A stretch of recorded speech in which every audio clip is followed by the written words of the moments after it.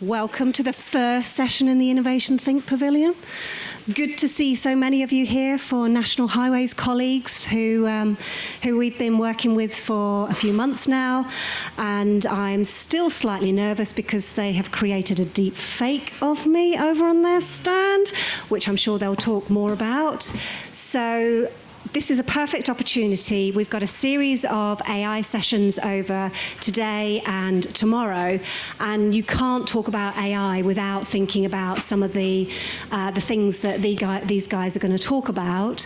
So I'm not going to talk for much further for any longer. So without further ado, I shall hand over to my colleagues who will introduce themselves, ask them lots of questions. They've got so much to share, not just here, but over on the National Highways sort of stand over in the sort of the main hall. And it's the first time we've had these guys here, so please give them a very warm welcome. And I'll hand over to you guys.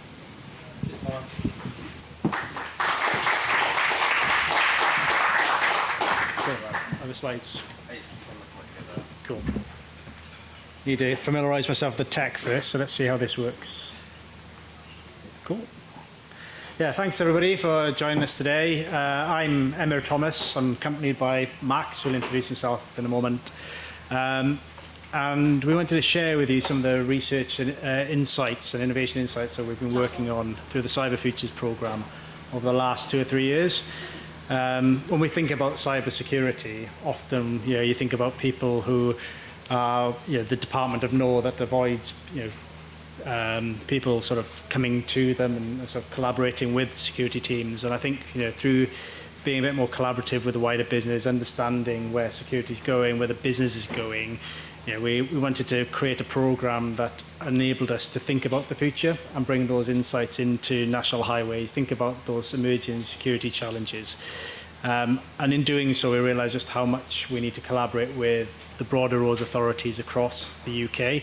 So hopefully today we'll touch on some of those things that not only that will be relevant for us, but things that you can take away and consider elsewhere across the ecosystem. So I've worked in cybersecurity for the last 15 years or so. I started off within a central government department, moving into more of a consultancy side, but now heading up National Highways Cyber Futures capability. Max, do you want to come on for? Cool. Yeah, hi, I'm Max, and I guess I've been in cybersecurity now for about 8 years, but two years working on this project, so yeah, it's really great to be here today. So just to kind of go through what we're going to talk about, Cyber Futures is about looking at kind of how we're adopting emerging technologies. So we're going to start with kind of why we need to think differently about the security in these areas. Then we're going to look at some of the kind of new ways we've been working on things, and then kind of touch on some of our learning and insights that we've got from it, and then hopefully give you some things that you can take away and hopefully will be interesting as kind of products that will be useful for kind of local road authorities and others as well, as kind of freebies at the end. We were hoping to make this kind of a bit of an interactive presentation. I was hoping to be able to put polls and things for it. I haven't managed to make them live, but that should take you, anyone who's interested, to a form where we'd really like kind of feedback on this presentation. I think it'd be really helpful to kind of get an idea of kind of where people's thinking is with kind of AI and things like that, and we'd really like to be able to kind of bring that back into some of our thinking in Cyber Futures and in National Highways. So I'll just give everyone just a second while I can see people scanning. There should be a free text box on the bottom there as well, so if you've got any thoughts, just jot them in there. We'd be really interested to kind of know what people are thinking about. So yeah. So yeah, to start it off, why do we need to think differently? So this is a diagram we made probably almost 2 years ago now, which was kind of trying to look forwards to what the road network of the future looks like, how things kind of connect up to the SRN, how the kind of various systems kind of interconnect, and kind of how things will likely change in the future. As you can see there, there's a load of kind of interconnected systems that we kind of rely on to kind of make the SRN and kind of the wider road networks work. And kind of when we look forwards, we see transport networks that are kind of increasingly interconnected here. We're a long way past roads just being strips of tarmac. We see technologies coming along the road, such as AI. Obviously, is going to be a big thing. Automated vehicles and connected vehicles. I think we're all going to start seeing those from next year, I think, or the year after. They're coming along and they're blurring the traditional boundaries of kind of what the road authorities responsible for. It's no longer necessarily just like making sure that the road tarmac works properly. It's making sure that the systems work, making sure that the interconnected things work. And security becomes more and more important as you need to make sure that the resilience of the system and the way that these systems work together kind of continues to work, and that the road stays running, the system stays running. And not all of these things are completely within the road operator's control. With things like automated vehicles, we've got another avenue that's coming along of things that could affect the resilience of the road network that we're not fully in control of. They're kind of outside of our responsibility. So all of these systems make it hard to kind of determine where we sit in that complex ecosystem. And they all need to work together, so we need to make sure that they kind of interact. What we kind of find is that the security of the individual technologies kind of affect the overall system resilience. And so there might be kind of an increasing link between security and the safety of the road system as well. And we've been working really closely with kind of our safety colleagues to work out how security will eventually kind of interlink, and how we need to kind of interlink with those kind of processes to make sure that things kind of all work together. So this is our kind of view of the future, and our view of kind of the system. And I will pass back to Emyr to talk about cyber futures and what we're doing. Cool. So I suppose the bit of background to Cyber Futures as a program, it was funded internally by an innovation fund within National Highways. We organised the program into a number of different work streams, safety and security being a prominent one, emerging capabilities like AI being another one that we were looking at. And so the motivation for Cyber Futures came from a lot of the early stage connected vehicle pilots and projects and trials that I was part of, where I could see that security was just a common small part of the project that was looking very much at an isolated component of a wider pilot project. And we were forced to look at security through the lens of what is secure for that individual pilot, not looking at the sustainability and the potential roadmap of deployment from that pilot into operation. So some of the decisions we were making were ones that were easy to solve around the small scale deployment of that particular project. And it left a gap in my mind around sort of how do we then scale that out from that pilot to the future? Who's taking accountability for that, and who's really thinking about some of those broader scale strategic initiatives? And shouldn't security be part of those pilots and projects, if not only to just elicit those research challenges and innovation challenges that we could take further? So from that, with the previous CISO of National Highways, we sort of worked on broadening that out from just looking at the connected autonomous vehicle problem spaces to looking at broader emerging technologies, looking at things like digital construction, looking at digital roads in its wider sense. And then we set up the Futures program, looking at the entirety of that project scope. And one of the big challenges that we wanted to overcome was the way in which security is perceived by the wider business, not just thinking of it as a very technical component part of digital services, as we call our IT part of the organization. We wanted everybody to start thinking about security in the same way as everybody thinks about safety. And there's a cultural change piece that sits at the heart of that Futures program. So we started thinking about our objectives, and rather than looking at the various security standards and looking at all the technical jargon that we use in day-to-day practitioner level discussion, we try to elevate that up to understand, well, what do people need from security and how do they interact with security? So we settled on the objectives being around safety, looking at the intersect of how security events in the future could lead to safety consequences. And that if the road network of the future is not secure, then we can't say that it's safe. So safety became one of our pillars and of objectives. The second one is around resilience. I think recent events have demonstrated just how ill-equipped we are to deal with technology failure and being able to recover quickly from those things. So how do we ensure that we shift the focus from just looking at the preventative controls in security to those response and resilience, so we can respond and restore services with minimal disruption and harm to the travelling public that use our roads every day. And finally, I think there's this thing around trust, and it's confidence in the technologies that we use in the future. And as we start looking at the use of artificial intelligence and some of the other emerging technologies, then how do we overcome some of those anxiety and some of the sort of decision paralysis in the adoption of technology by filling people with the confidence that we've done the right thing, we have the right assurance focuses in place. So yeah, we've focused a lot of the language around what we're doing around more business speak as opposed to technical jargon.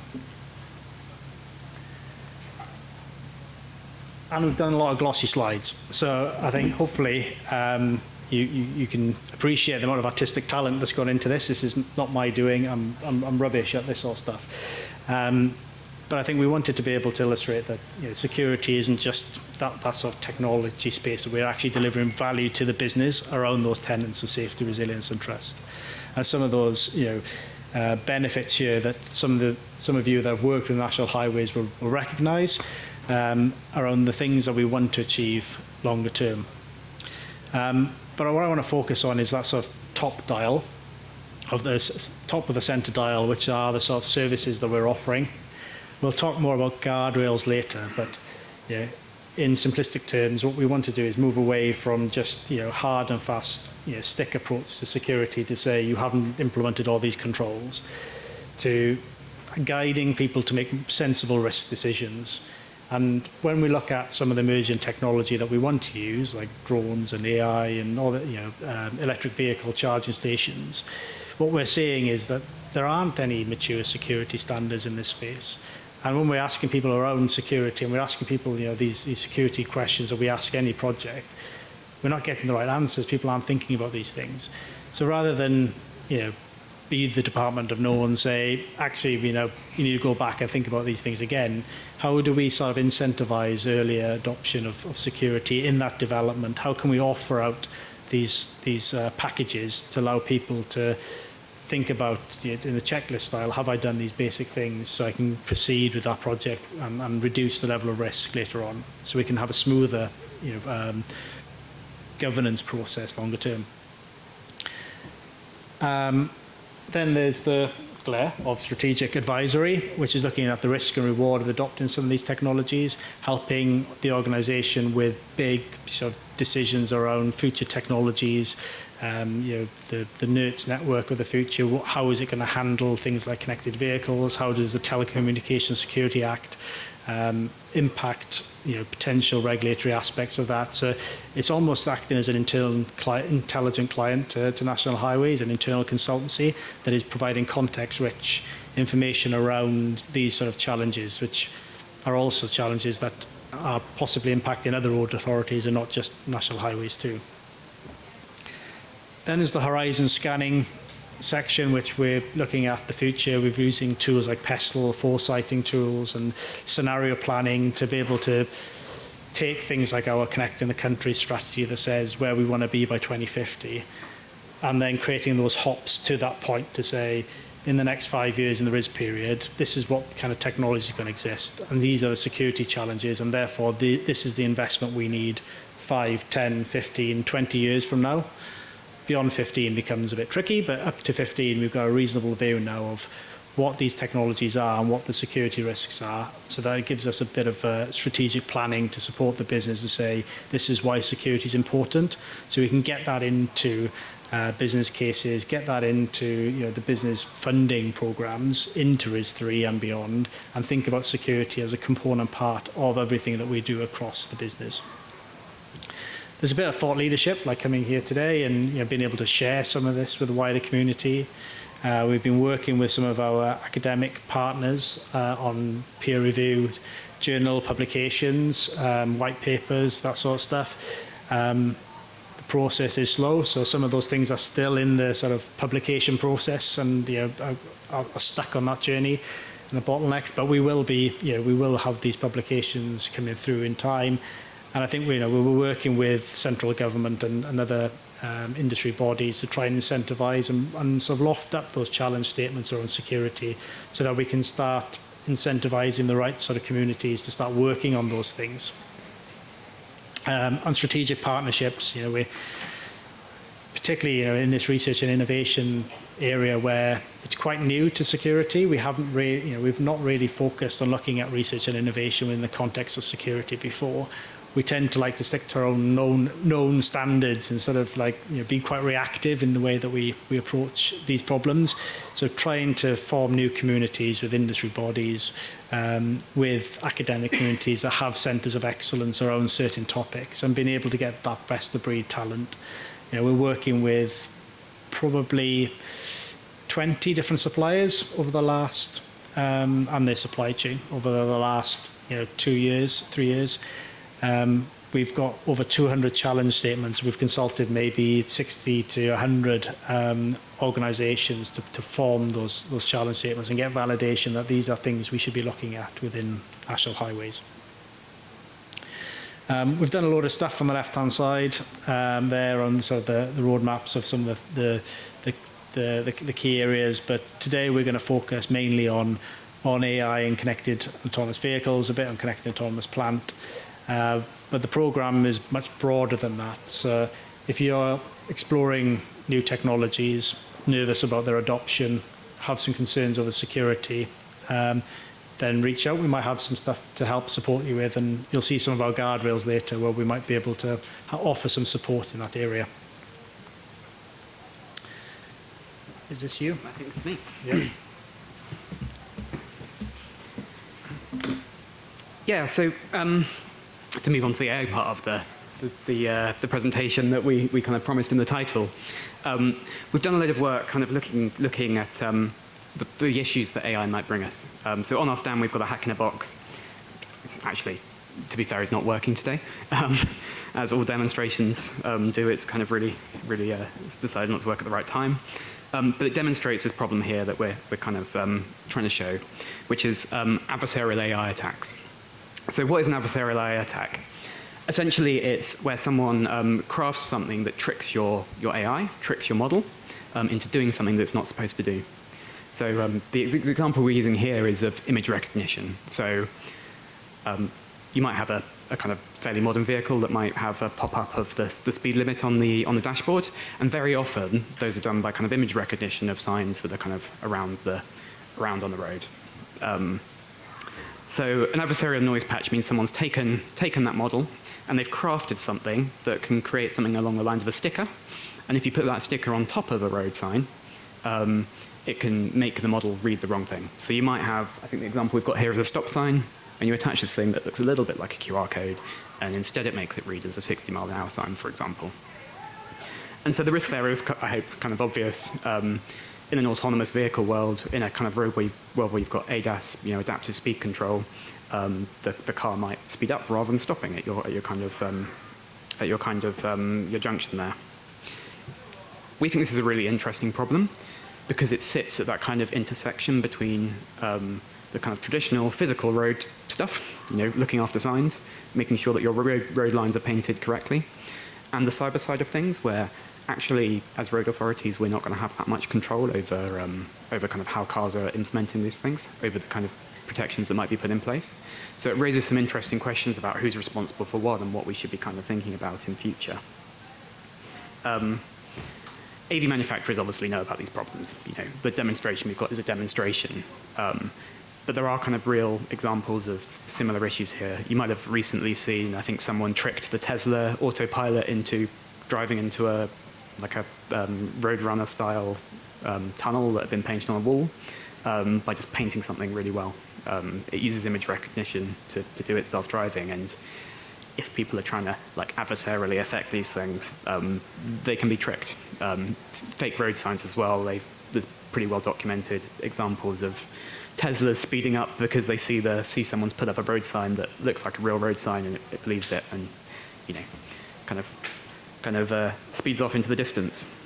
So yeah, this is an example of kind of the new kinds of threats that AI might bring on the road, the new kind of risks that we've got that we might not have thought about before. We might not have full control of the problem, but we might need to think about kind of how we're dealing with it. So what are our kind of responses as kind of system operators to kind of deal with these problems as they come along and make sure we're kind of making our systems resilient to the kind of issues that we're seeing. But it's not the only threat. So we're kind of taking a zoomed out look at the kind of things that might come along. I think we've put a 2030 timeline here, you know, of kind of the kind of things we might expect to see in the next kind of 5 to 10 years. It was a bit longer when we actually made these things. But something that we found when we've been looking at these threats and kind of working with other government departments and things is that there's a natural bias towards kind of pattern of life and privacy. The car manufacturers and you know, really care about and seem to really care about the kind of security of you know, people's privacy when they're driving around, people not being able to find out where people are driving.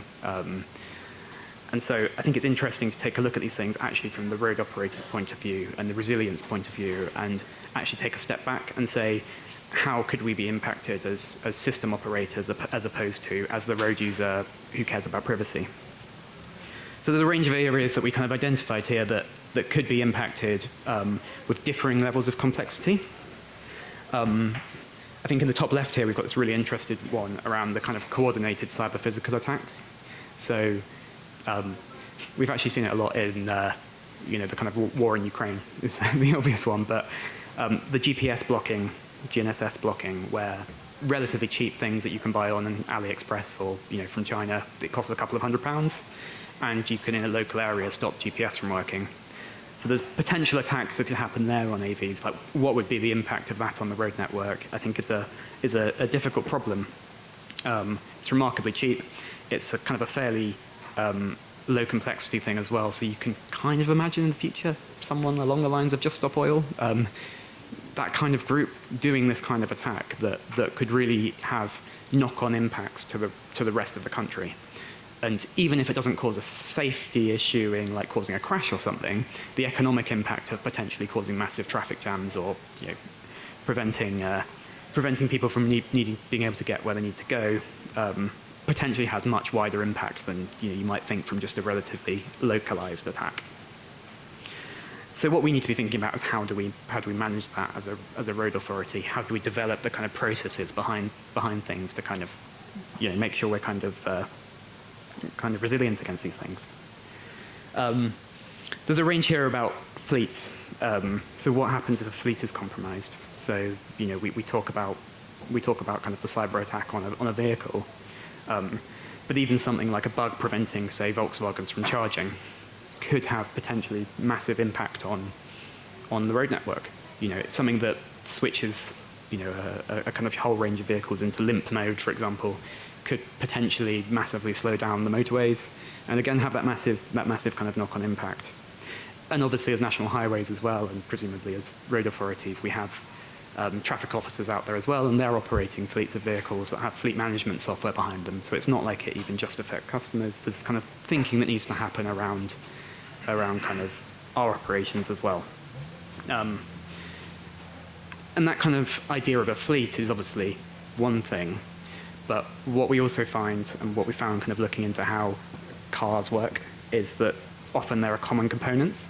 So where there are issues, they might not just affect Volkswagens, they might affect all Bosch sensors or something like that. So actually something that looks like it could be quite localized ends up actually covering a lot wider of an area than you might think. So there's kind of issues that kind of could spread wider, that could affect, again, road operations, and you need to kind of know how to deal with that. And then from there are different responsibilities here, of course. I think the things I've mentioned here are other people in control of them, but we need to know how to respond. But obviously, as national highways, and again, as local road authorities, it's very likely that we'll start using AI systems in the future. We've got some kind of examples that, you know, of trials that are being rolled out. So there was a mobile phone detection trial very recently that I think happened on national highways roads and possibly on, hope there's no one from Cornwall here, Cornish roads, I think, as well. Or if you are from Cornwall, let me know. Which was detecting people using their phones via AI. So where we're using AI ourselves, where we're using new technologies ourselves, we kind of need to make sure that we've got the assurance processes in place to make sure that we're using things responsibly, to make sure that we're not we're not discriminating against groups of people, for example, and that we're kind of using new technologies safely. And for us, that kind of means the supply chain as well. So it's not going to be us creating these technologies, but it's making sure that where we're using third parties, where third parties are helping us, we're able to get an understanding of what they're doing. We're able to put the kind of right frameworks around to make sure that they're using things safely. So yeah, that's what we see the problems being. And I think, hand you back to Emyr. Yeah, thanks, Max. So that led us to another glossy slide, which is around sort of needing to think about the knowledge gaps that we have within our security function. I think we could look at all the NCSC certified security consultancies, and they're all pretty similar in terms of the capabilities they offer. And we didn't really want to go down the route of just using more security consultants as the way to solve the problem. We wanted to think more creatively about how we could use the diversity of thought that's available to us through the academic institutions that sit across the UK with deep pockets of expertise, with thought leaders in this space, with centres of excellence that have solved some of similar problems, perhaps in different sectors, and tap into that knowledge and maybe cross-pollinate that back into solving some of these problems, so that we're not just trying to solve the problem the same way. So that led us to thinking about how do we work more closely with academia. We've worked with a number of different organisations over the last few years, and we funded a number of research activities, and we're also getting lots now of support around things like EPSRC grants and other sort of investment opportunities that are available to academics that perhaps isn't available to us as road authorities. So I suppose the benefits to academia is that they're now getting industry-led problems, they're getting real data, they're getting applications that match their intellectual stimulation, that they can apply that to something that is going to make a difference, not just develop reams of theoretical computation that may not necessarily have any real end goal. So for them, I think it works really well for us to be able to set them some challenges that can apply their thinking in a way that makes sense and something that can be usable long term. And also starting to establish those talent pipelines so that we can start thinking about recruiting new talent into areas that may not necessarily be areas that are commodity security roles that we have today, like SOC analysts or security architects. Where are the human factors, social behaviour people? Where are some of those AI experts that want to start thinking about some of those emerging security areas? There are pockets of skill that aren't taught on these courses, but are sort of applied through some of these research opportunities that then come into us as National Highways. So we're starting to open up those talent pipelines. And I think the other benefit of working with academia is also that neutral ground that it provides, the vendor agnostic, real insights and value of solving the problem agnostically, and not getting sort of like wrapped up in proprietary or commercial sort of biases that may appear when you start working with certain commercial organizations. So I think it just provides a really friendly, collaborative environment. It's not without the challenges, but they're slightly different challenges and things that we found really rewarding through working with various entities over the last few years. In particular, Cardiff University is one that we've sort of built more of a strategic relationship with, and that was largely as a result of the work that they'd already done with organisations like Airbus. So they had a centre of excellence around AI and cybersecurity, and they were already sort of developing capability there to use things like machine learning to actively defend against ransomware and malware infections. And so they were sort of on the bleeding edge, really, of exploring some of this technology. So we thought, well, if they're doing this in aviation and they're doing this for other commercial clients, then there's got to be cross opportunities for us to tap into that and extract some of that research. So we commissioned 2 pieces of work. One was looking at an ethical framework for AI. What is ethics? What does it mean to us? What are the things that we need to start thinking about from a security perspective? Because at the time, we saw this as a security problem. This was before ChatGPT made its appearance on the main stage, and everybody thought AI was going to take their jobs. So this was a bit before the real hype that kicked in with AI. And so we thought, there's some real security challenges here. I think from commissioning that work and working with the university and doing some actual research with end users, we realised that security isn't the biggest problem. It's one of many principles that contribute to trust and responsible use of AI. But it is intrinsically linked to all the other principles. So when you think about transparency, explainability, bias, security has an impact on each and every one of those other principles. And the more you tune up security, the more you can end up detuning some of the other things. So you might not release information about your model because you're worried about some of the security implications. That leads to issues around explainability and transparency.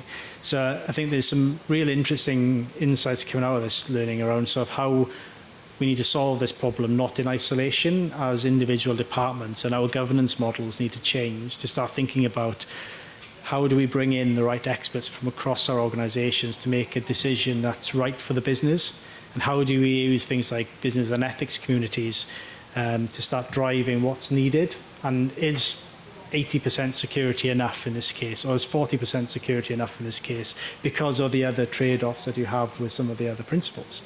So I think it's really starting to get us thinking about what's really important to us, and not just having a checkbox approach to any of these things, and being clear about what the mission of that particular AI application is, what's it doing, what data it's processing, what's the operational benefits of that, and then working back from there, not just coming in with some predefined security requirements and saying, meet all these things.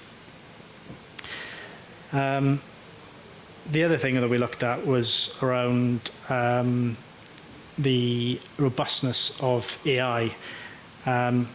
So the question was, what's different about AI to the sort of traditional software that we use today? And what are the specific security risks that we might need to think about? So we're all familiar with things like hallucination attacks, and how how things like large language models can spit out information that's not necessarily relevant to what you're talking about, but is sensible in this context.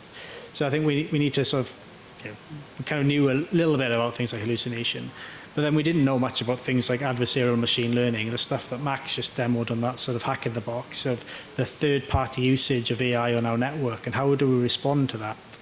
Because right now we know very well that people use the network. We know the vulnerabilities in humans. We know that they are prone to driving under distraction, driving under influence of various things. We know that these are common hazards that we are dealing with, and we know that these happen, and these happen, in isolated incidents in certain individuals.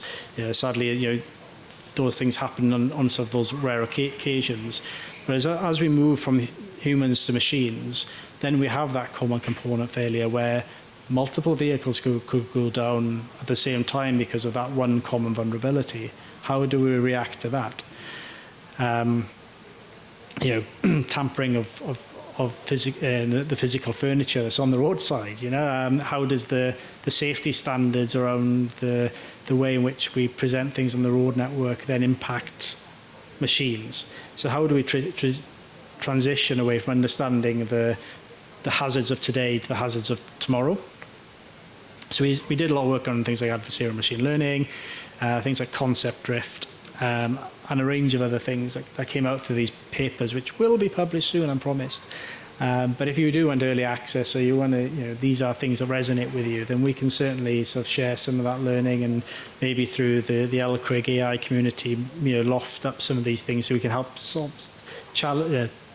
loft those challenges up and sort of work on them collectively rather than in isolation.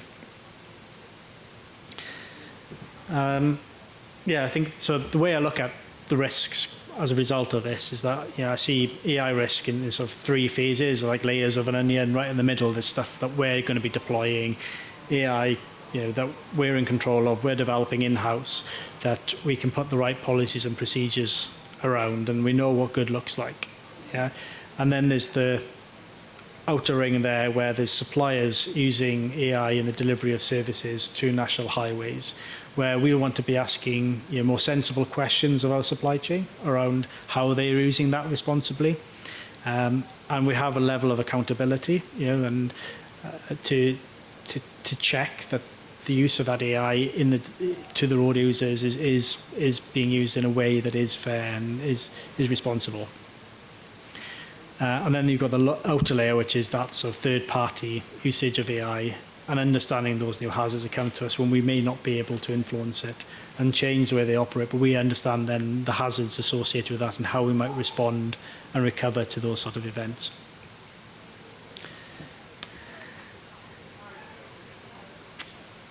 Is this you? Yeah. So I think just to show that the Welsh guy hasn't just chosen Welsh organisations to work with. We've also worked quite a bit wider than just Cardiff, so we have a range of universities we've worked on a range of slightly different problems with other people. So for Royal Holloway, we did a piece of work around modelling our cybersecurity. So they built a model a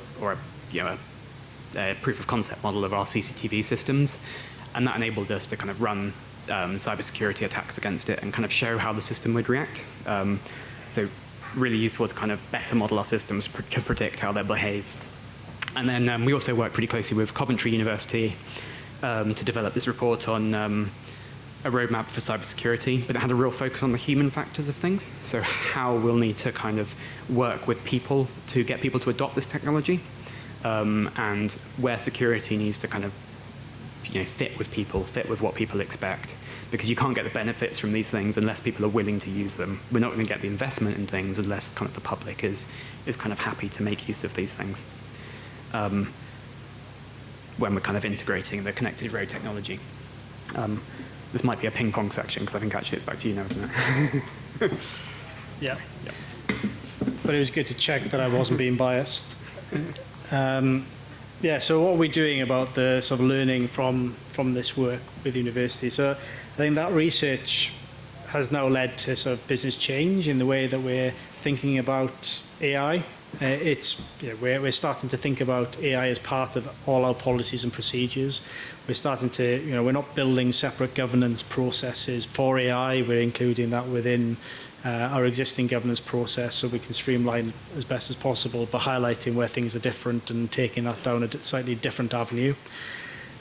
We've established responsible AI communities of practice within the business that are drawing in legal services, pulling in operations teams, pulling in safety teams, and various other parts within IT, from the developers through to information governance and information rights, the different names that we call different departments within highways. They're looking at slightly different perspectives of risk. And we're cross-coordinating that to try and solve this problem collectively within the organisation and sort of surfacing some of those risks so that we can not look at them in isolation and lead to maybe slightly poor quality sort of solutions longer term. The other thing that we're looking to do is run. So we were very fortunate to get some further innovation funding for this financial year from Highways Innovation Fund to start thinking about the assurance process that sits within that governance framework. So by understanding what's different about AI, can we set different tests at different phases of the development life cycle and understand what good should look like? What should we be testing for at each phase of development? and through operations and into maintenance and beyond through to decommissioning. How do things change over time? How do we keep a handle on that over time?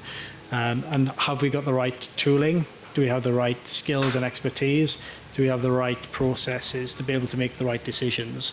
So we're now going down that layer into understanding what assurance we need for AI, and what tooling do we need to be able to enable it. We're looking at things like the trustworthiness AI bill of materials as a potential solution to that problem, which is a bit like the red tractor kind of sticker you get on the meat produce kind of thing around, trust, quality, safety, traceability of where that came from. You can have the same thing for AI models, so that you might not need to do that assurance function at each stage, because you can rely on other people's assurance activities. So we're looking at maybe using this and integrating that into National Highways tooling suite. So this is something we're running this year. I'd be really happy to provide feedback on how that's gone, and be able to share that out maybe again through the LCRIG AI community as well, to offer that out to other road authorities and to others that are looking to implement similar things within their organisations.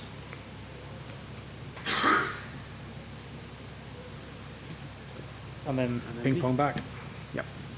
So I think we've talked a bit today about also security trying not to be the Department of No and needing to work kind of more closely with operations and kind of integrate more closely with the rest of the organisation.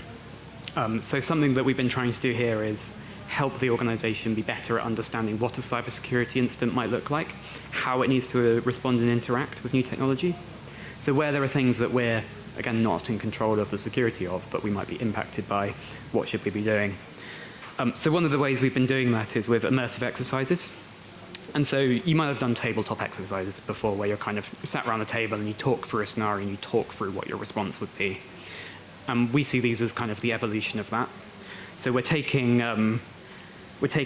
video, audio, we're taking the kind of actual software that operators are using. And you can see here we've also got this driving rig that we've used for these as well, which lets you kind of sit in a car and feel what a cybersecurity attack against a car might feel like. So you lose control of the windscreen wipers, or you lose control of the brakes, and you can kind of sit in the simulation and say, this is what this would feel like.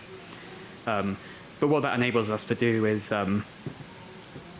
show what we need to do to respond to a cybersecurity incident. So it gives you, I guess the first level is getting the feeling of what it feels like. So making people understand the operator's point of view. So what does the person sat in the ROC, the Regional Operations Centre, understand about what a cybersecurity incident would look like? What does the traffic officer see in these situations? And I guess the next step is, what do we do about that? How do our processes stand up? What would our reactions look like?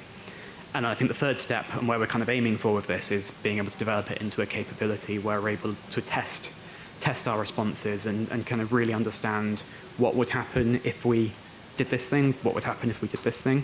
So we can kind of run through scenarios with people and kind of test our responses and understand what that kind of looks like with kind of new technology. What we kind of see is that actually responding to security incidents on the road is probably going to be a bit like responding to bad weather. It's something that kind of everyone needs to do. It's kind of part of operations.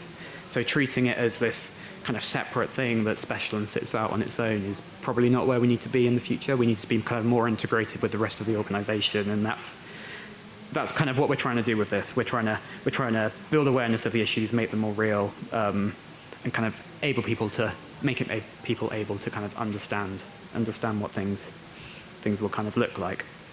So yeah, so we see this as a kind of core capability for kind of building and understanding new technologies.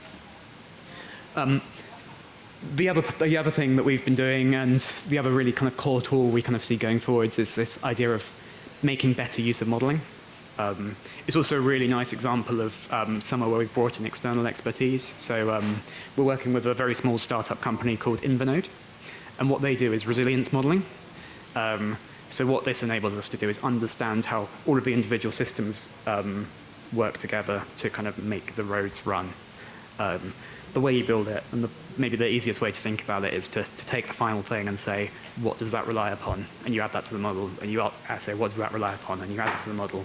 You kind of take this iterative approach where eventually you end up with this big kind of, you can't really see it on the screen, but you end up with this big kind of network of these are all the individual systems, people, processes that we rely upon. What happens if this thing falls over? And so you get this kind of knockdown effect, like dominoes of, if SVD falls over, stops working, then actually we need to increase the number of traffic officers out there because there's this reduction in safety. But it doesn't stop the whole thing from running. But if, for example, power falls over, actually, obviously that has a much bigger effect, and that's actually a critical system for us. So it really enables you to run this kind of analysis on your systems and on your roads to kind of get a better idea of what resilience really means and what we kind of need to be doing to prepare for kind of all of these things. And I think moving forwards, we kind of see both of these things kind of eventually combining together into kind of a immersive exercising simulation tool where we can ask people questions and then their responses can be modeled through the resilience modeling, through this modeling to kind of understand what the impact of people's decisions would be. So, yeah, hopefully that's interesting, and yeah, I think it's back to you. Yeah, so we mentioned earlier about the bond that we've formed with safety, and it's strengthened over the last sort of maybe 3 years, where initially there was, security is its own discipline. We work in different ways. We talk about similar things, but in different ways. And there's no need for us to communicate all the way through to, now we understand there are these intersects. And actually, as we move towards a more connected ecosystem of the future, there are going to be increasing amount of security events that cause safety consequences. So what does that mean for us as an organization from a culture perspective, from a governance perspective, from a risk management perspective, from a tooling perspective, from procurement requirements through to everything. So we're starting to work that through, experimenting, learning from other sectors on what's worked, what hasn't worked.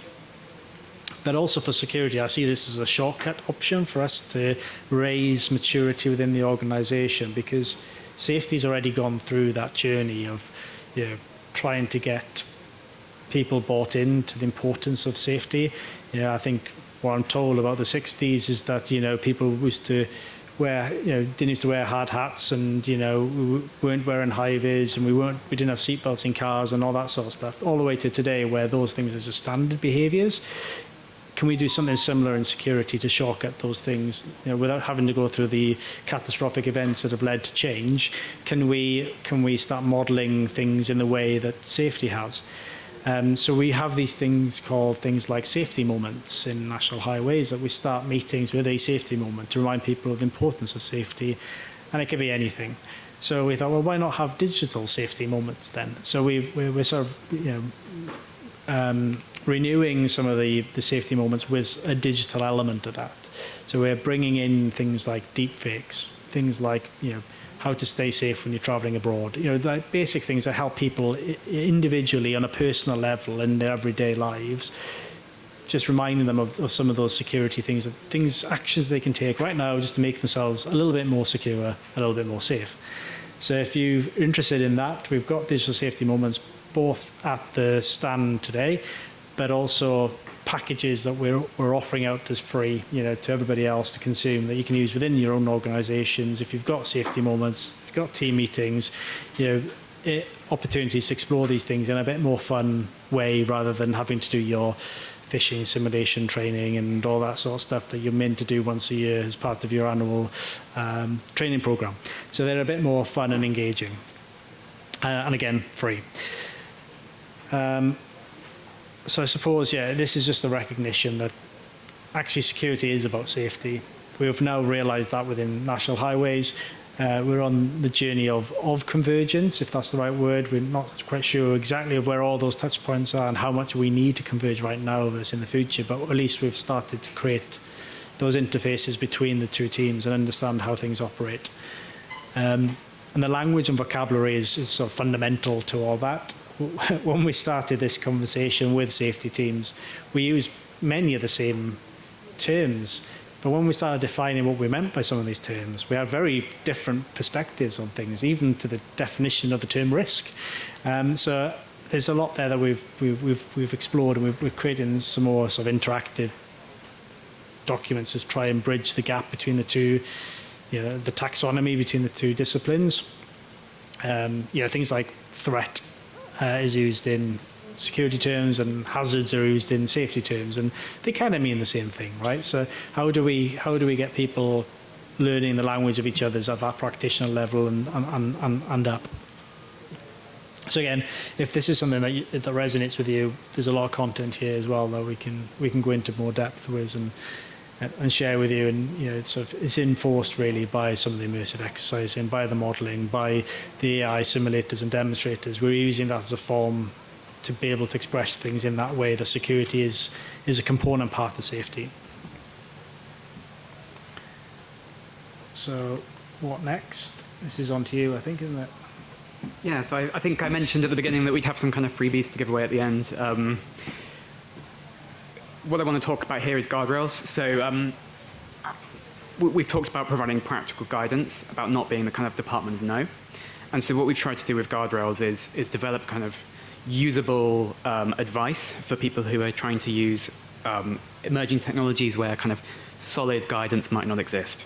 So we initially produced these for some major projects that were kind of trying to do some kind of really interesting kind of innovation projects, so that we could give them advice. They could kind of try and build in security from the beginning, rather than getting kind of 3 months down the line saying, can we build this design, and then security having to say no. They're over a really wide range of things. So as you can see, they're mostly kind of digital construction space things because of where they've come from. But we'd really love if they were used elsewhere, because I think we've produced some really good stuff here that we'd really like to share. So if you're interested in any of these, please do get in touch. We're kind of very happy to kind of share these. And equally, if there are kind of topics where you're interested, it'd be kind of good to know, maybe via that form or via an email, where these might be useful or what might be useful for kind of future. I think for the AI stuff, we've got the basics of this information as well. We probably just need to package it up into an actual guardrail. But if you're interested in AI guardrails, we've probably got that stuff too. So yeah, let us know. And then I guess finally, just on our stand. Yeah, so please do come and visit us on our stand. I think we've got a few minutes for questions, but it's going to be tight, so deliberately so you'll have to come over to the stand to continue the conversation. Where we've got that hack in a box, sort of. But we can take you through the background of it and show you what we've got.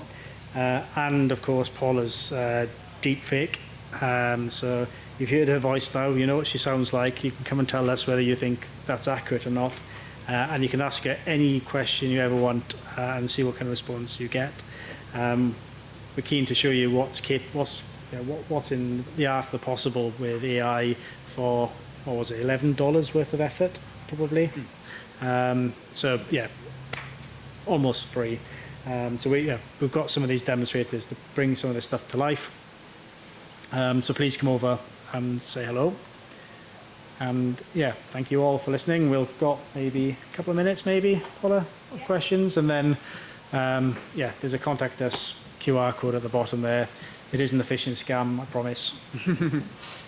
And just whilst people are thinking of questions, there are a number of areas that our colleagues from National Highways talked about that absolutely at Elk Creek we're sort of looking to help disseminate that, share some of that, take some of the learnings and help to apply that in a local roads sort of setting, including that sort of particularly that trust piece. One of our fastest growing areas of membership is suppliers and organisations who are offering AI solutions. It's a real concern for several local authorities. We do have another session at, I think it's 2:30 today, that looks at that sort of trust piece. But again, we are totally learning from what our colleagues are doing and not replicating, which is a real sort of I suppose, strength of LCRIG. We are absolutely, if somebody has developed something elsewhere and we think we can bring it to local authorities or suppliers and make it more useful or make it more available, then that's something we absolutely want to do. So just a caveat, when they said that you could ask deepfake, Paul, or anything, any of my team in here, you can't ask for a pay rise, Carla. Do we have any questions? I've got a question, actually. Oh, we have a question from Sean as well. What is the most surprising thing you've learned about some of this Cyber Futures work since you started that you just did not anticipate at all? Tough one. It's a tough one. Really tough one. Because there's so many things, right? You got something? I think for me, I think it is linked with people, the human factors side, and how much real deep research there is around kind of the human factors of cybersecurity. It's something I wasn't really aware of before, and I think it's really been eye-opening to see how important it is to actually make people do things, to actually get people to adopt technologies. Yeah, and I think there's a real tie over to the safety world here, where a lot of these technologies are things that will improve roads, will save lives, etc. And if we can't convince people that they're safe, you don't get those benefits. And if you can't convince people that they're secure, you have a similar kind of knock-on impact there. And so, yeah, for me, that's been the most interesting thing, I think. Yeah, I suppose for me it's just the wide variety of AI applications that are promised to offer such great results. When we start talking to the various teams across the business, there's so much opportunity there. And having an AI policy isn't the right thing to do. You can't just solve all problems with just one set of controls. Understanding just how even the same technology being used for slightly different use cases means that your whole security framework needs to adapt and priorities need to adapt because of what it's being used for and its purpose. So I think for me, it's just that the variety and the need to have such flexibility baked into some of those frameworks. Thank you. Sean? Thank you. Sean Rooney, Head of Highway Maintenance and Road Safety at Oxfordshire, and also, what am I? Task Group Chair? Task Group Chair for the AI for LCRIG. So really interesting, insightful stuff. A bit of a statement stroke question, so pick out any kind of question from this statement that you want. I think it's really interesting that you're adopting the model of road safety in terms of introducing security to be part of the norm, and I think that's absolutely critical. So I think we really need to work as a sector to get to that point. But also the issue is we're moving forward massively in AI and technology, but we're still reliant upon the users, which are the people. Now, you talk about what you've done in a large organisation such as National Highways, but a lot of the people around in this room here today, local highway authority users, which is a limited resource and a limited knowledge awareness. And my colleague here, we're both council members, as is Paula of the IHE. And the skills, the development is something that we're all passionate about in terms of that.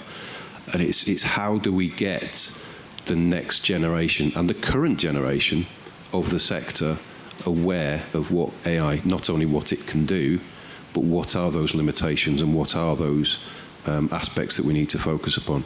And I think with the Coventry University links, with Shervin and his team and others, I know it's not particularly him, but that's a great step forward. But there's a massive piece of work here, and what do we need to do as an ignorant sector to bring it into the norm, to bring it as the business as usual type thing? Like I said, there's probably loads of questions you could pick yourself from there, and hopefully not as difficult as Paula's. And I've rambled on to give you lots of time to think about a response. No, thanks very much. And I think that, being blunt, I suppose, there's a lot of digitally deprived as a sector. Construction has been up until recently, and it's sort of accelerated quite a lot over the last few years. So I think there's a lot there around people that's really important. we're starting to think about what that training program is around digital competence for the next 5 years. And the way that we're thinking about it at the minute is that there's some broad canvas stuff, an AI essentials kind of level that everybody needs to know. What are the basics around AI? What's it good for? How do you use it responsibly? How do we embrace it without feeling like it's a threat to the way that we operate? So I think there's a bit there around the broad AI piece, but then I think there are some non-technical training that needs to exist for role-specific uses because of just how different AI can be in those different areas. So we're starting to break that down now by function and looking at, well, how is HR using AI? What is the data that they're processing? What are the risks associated with that? Around data privacy more, there's predominant areas there, all the way down to things like operations, where it's all about integrity and availability and confidence in the decision making. So I think we're starting to break that down, looking what specific training do we offer into those communities. How do we get project management asking the right questions through the design, development, operation, maintenance activities? How do we track performance of AI over time as well? So I think getting into those sort of communities as well to make sure that they're equipped with the right tools to help them. So I think we need to break it down into those sort of sectors and provide more context-relevant training rather than just here's another AI module for your annual training program, for example. And then I think there's also a need then for a technical work stream, which is around creating AI practitioners within your organization that are skilled and competent and have career pathways to be able to develop that internal capability that then can be used to sustain that through the organization. So not just in your AI development, but also in things like information governance and security and all those that are more sort of AI experts in their field. So I think that's where we've got to. It's not the answer to the whole problem, and I think cascading that out through the supply chain and everybody else that we're dependent upon is going to be a massive challenge. But I think creating a forum like this where we can not ask the silly question and sort of like put all those challenges to surface, all that, I think is a really important thing for us to be doing. And I think on the point of the kind of next generation as well, I think something that is not obvious from the outside is that these interesting problems are here. I think the university's work has been actually quite useful to kind of demonstrate to kind of people who are really talented that actually there are interesting problems to come and solve in the kind of highway space. I know for me, before I started working at highways, I would have had no idea. I was actually I came in via a consultancy and I was quite disappointed to be given national highways because I thought it was quite boring. And actually there's some good stuff. And I don't know how we show that to people, but I think that university thing is a really nice way of kind of putting it through. Brilliant. Well, one last question, if anyone's got a question. No?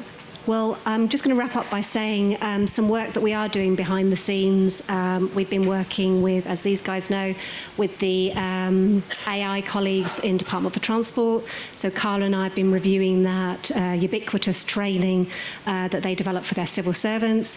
Carla and I have been looking at that to see if we can adapt that, reuse something for local authorities. So we've just extensively gone through that, and we've got a programme of seeing how we can adapt that again to reuse, almost recycle. We're working quite heavily with Alex Mindell's team and other parts of DFT, including quantum and other areas.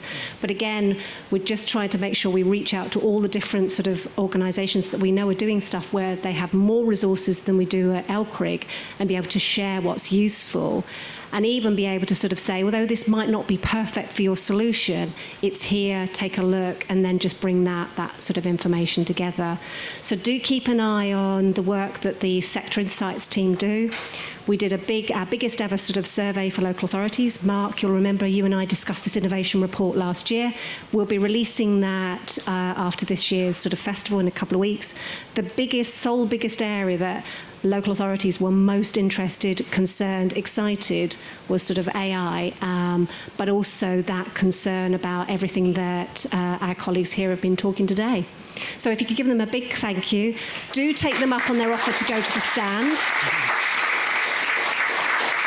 And thank you so much for being so generous at everything that you can sort of share. Hopefully everyone's got their email addresses. And thank you very, very much. Cool. Thank you. Cheers.